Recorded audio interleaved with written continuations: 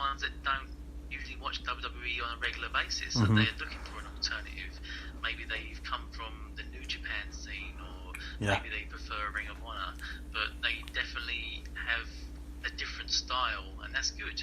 I mean, WWE sometimes is a little bit too vanilla, a bit bland, but you know, people like New Japan and Ring of Honor, they have an explosive style. The moves are more like non-restricted, and wrestlers have more creative freedom over their characters, and it's not so much like a corporate thing that WWE would tell them what to be and how to act, which is good. I mean, if WWE ever gets boring, you know, there's always that option to switch the channel now, and I mean, that's something we haven't seen since WCW, when there was a competition with a checkbook as large as WWE's, where they could take wrestlers, and a very interesting time, in fact, because now wrestlers in WWE don't have to be afraid.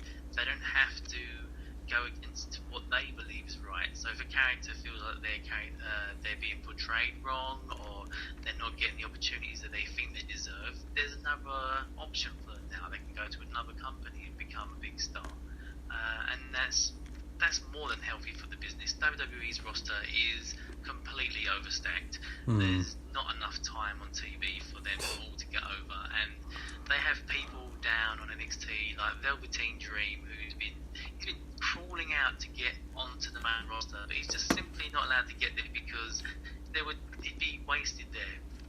There'd be no opportunity for him, and you know, by AEW taking some of WWE's talent, I feel like that would just be more healthy for WWE in many ways. I feel like they would be forced to bring up some of their younger talent and create new stars.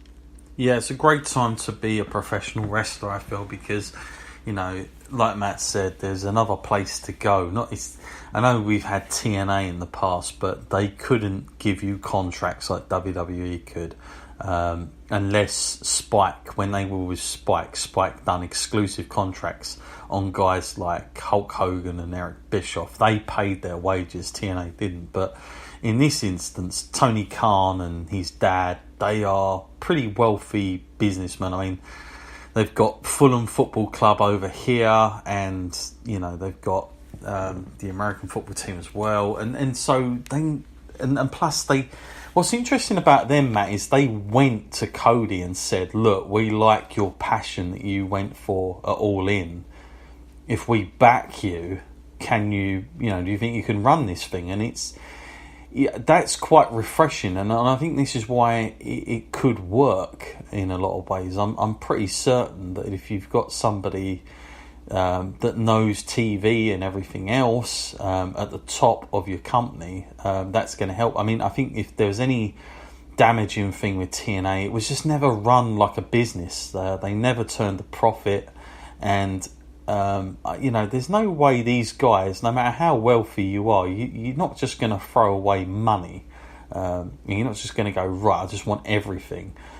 So they know what they're doing. They must see that there is a market. I do think there is a huge market. I mean, if you've got the money, like these guys have got, there's definitely the opportunity. Let's face it, Matt, at the moment, if they've done their research, now apparently they'd run a lot of surveys out to WWE fans, and the one thing, of course, they always hear is, we want an alternative. We don't want PG. We want edgier stuff. We want this, we want that.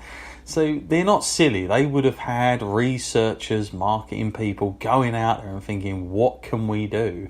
Can we take an already existing audience in the independent stuff, like Matt was saying with the Japan stuff, but plus get the interest of the WWE fans who are maybe just a bit bored of the current WWE system and formula. And quite frankly, maybe not so much now, but I mean, I'm telling you, post WrestleMania, that's a very quiet time, and the ratings at the moment on Raw and SmackDown are abysmal for this time of the year.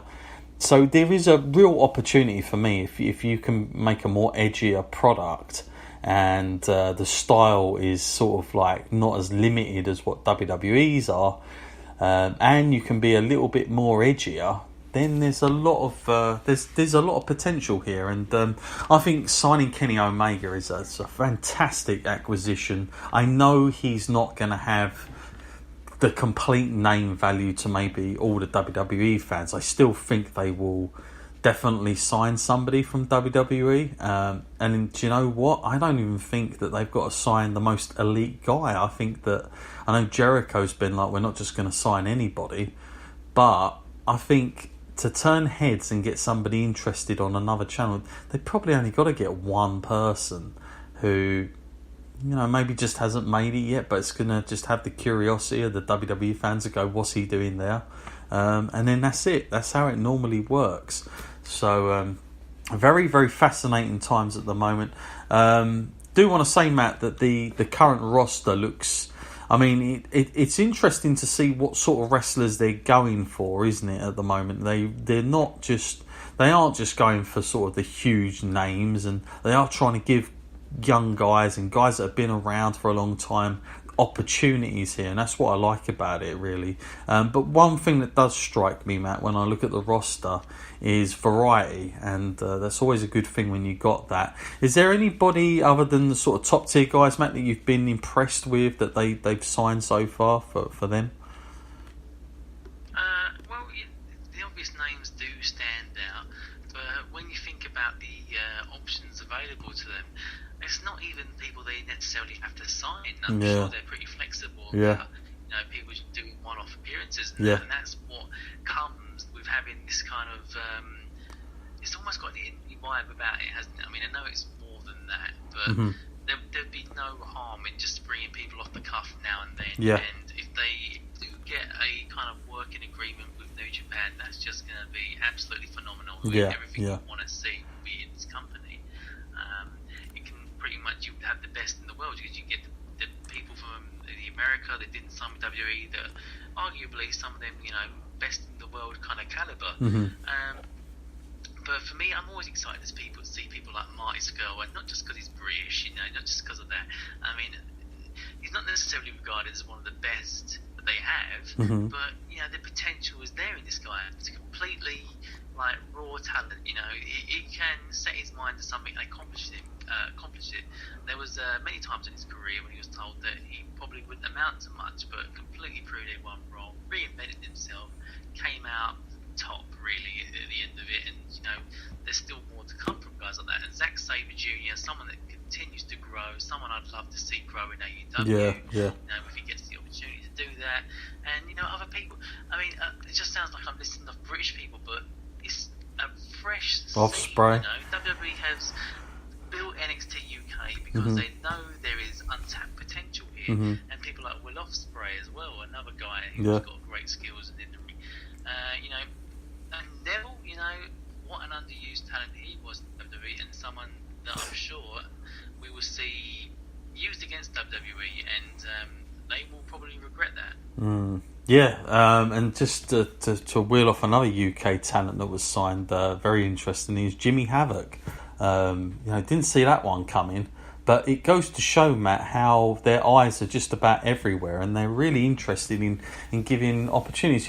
It's funny, we saw Jimmy Havoc, Matt, last year at Progress, the Hello Wembley show, and I know it was quite violent and brutal, but I've known Jimmy Havoc for a long time, both on and off screen, and there is something about that guy that is it's something like that's sort of got a presence about him, and they really and they're introducing somebody like him to probably a market that haven't really seen somebody like Jimmy Havoc, who's been around for such a long time now. He's got his character down to a T, but those kind of signings, I think that's a great. I think they're making the right signings. I mean, TNA, not to keep having a dig at them, but they did sort of often go for they sort of were all over the place, and the guys they did sign from Ring of Honor, like Samoa Joe, AJ Styles, Christopher Daniels, they had all these guys at one time,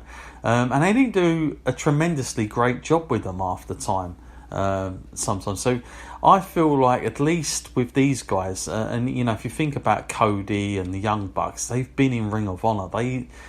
the Young Bucks especially, they know what it's like out there on the indie circuit. They absolutely do. And you got Christopher Daniels there.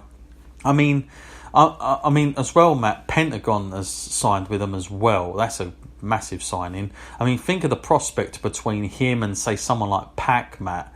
That's just like, what a match that would be. And to be able to see that often with all these other guys is incredible to me. And just to talk about Pac as well, recently he did defeat Walter at the last Progress show, Matt, but it was a non-title match. So as we sit now, Walter is still that champion, but we know he's obviously with the NXT UK brand. But I think honestly, I think that they're doing so far, the signings have been excellent. Chris Jericho, obviously, Daniels, Kazarian, we've spoke about. They've got a guy called, now probably not many people, when you hear this name you think, what? And that's Jungle Boy. I don't know if you've heard much about him, Matt, but he's a phenomenal talent. I mean, take the name aside.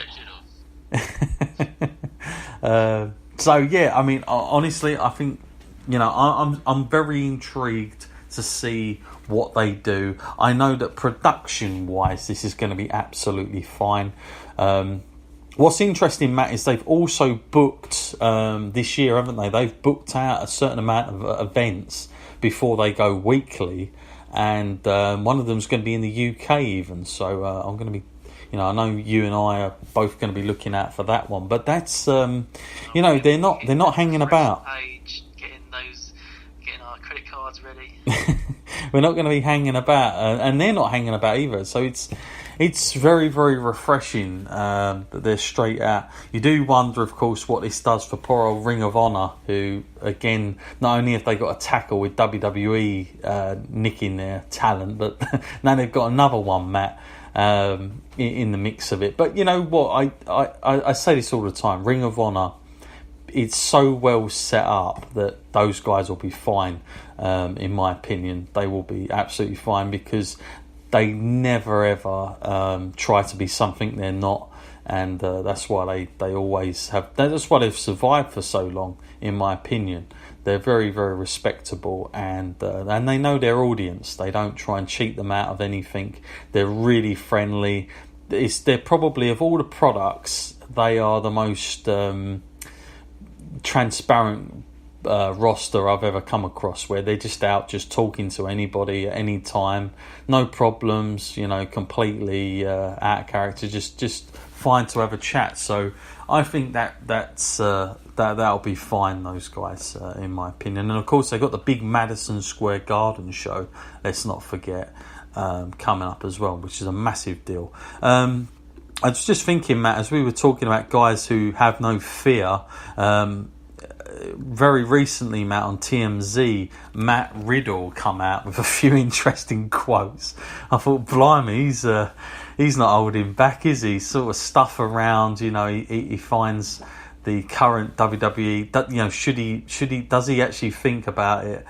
Staying in NXT is a better idea than going to the main roster, because it's become sort of so tailored and watered down a little bit with what they can do. It was quite refreshing to hear that, Matt, from a top tier talent, someone like Matt Riddle. I know he's not on the main roster, but given the potential of the guy to come out and be saying this now, I thought was quite a brave move. But does he have a point, Matt, that NXT in itself should be taken more serious? And maybe, he's seen so many guys go up like Nakamura and that in a lot of ways, maybe you've just been better off just trying to make something of NXT of yourself than trying to go up to that main roster. I think NXT is taken serious by the fans, at least. I feel like they do believe that the talent there. I mean, when you look at them, most of them have been around the indie scene for a very long time, and more than capable to competing on the main roster. But it's like I said earlier, there's just not enough room, there's not enough airtime not to get all these people across. And I don't know, we spoke about it a little while ago, it's almost to the point where they have enough talent to introduce another 2-hour long show, but that would just be ridiculous, to know who's got that amount of time to watch that much wrestling, especially from just WWE's own product. It would be insane. But there is that much talent, and the fact is you have to keep some of it down on NXT, which is considered the developmental system.